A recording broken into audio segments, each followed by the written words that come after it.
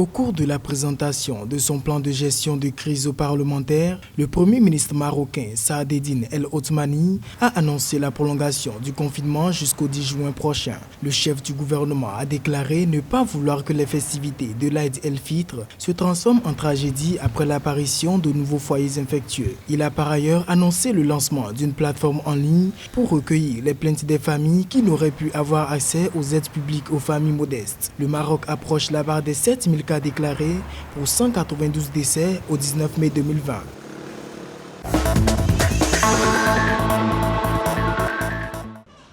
Suite aux échanges avec le ministère de la Santé au Kenya, les syndicats ont repoussé de 21 jours leur grève pour laisser une place aux négociations. Un cadre du dialogue a été adopté afin de continuer les contacts durant cette période de 3 semaines. Même si ces revendications ne sont pas nouvelles, les relations entre le gouvernement et les professionnels de santé se sont tendues depuis l'arrivée de la pandémie du coronavirus dans le pays. Au 19 mai 2020, 912 cas ont été enregistrés positifs au Covid-19 et 50 victimes sont décédées.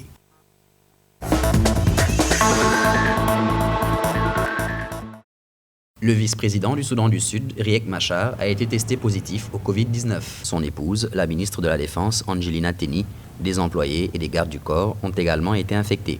Le diagnostic a été révélé suite aux tests effectués sur les membres de la Task Force de la riposte que Riek Machar dirige. Le vice-président sud-soudanais devra donc se mettre en quarantaine dans sa résidence. Rappelons que le Soudan du Sud compte au 19 mai 290 cas confirmés au Covid-19 et 4 guérisons.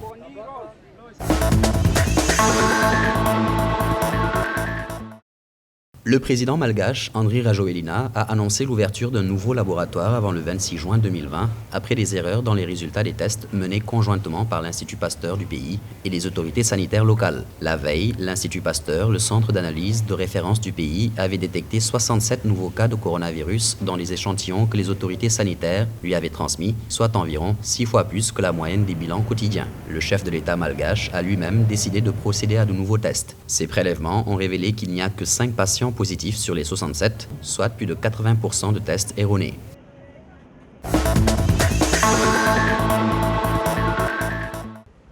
Le ministère ivoirien du Tourisme a organisé une réunion avec les acteurs de la restauration, de l'hôtellerie et du voyage sur la relance des activités de ce secteur très touché par la crise. Selon le représentant patronal, les restaurants et hôtels ont connu une perte moyenne de 80% de leur chiffre d'affaires. Les 150 restaurateurs se sont regroupés pour dénoncer l'arrêté ministériel du 16 avril, leur interdisant d'organiser eux-mêmes la livraison de repas à domicile. Les professionnels du tourisme se sont dit oubliés par le plan de soutien économique de 1700 milliards de francs CFA annoncé par le gouvernement et ont appelé à l'aide pour survivre.